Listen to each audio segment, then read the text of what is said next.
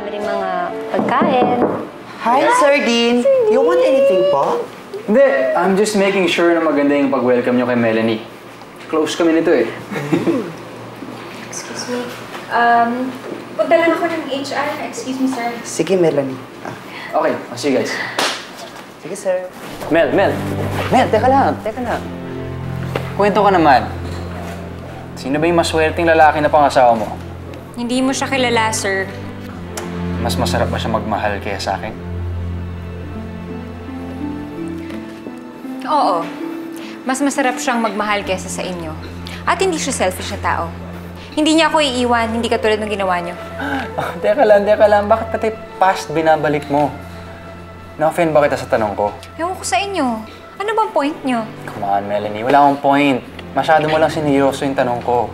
Of course, alam ko mas okay husband mo. Kaya nga kayo kasal, di ba? But, kung sineryoso mo talaga yung tanong ko, baka isipin ko, hindi ka pa over sa akin. Over na ako sa inyo, no? Over na.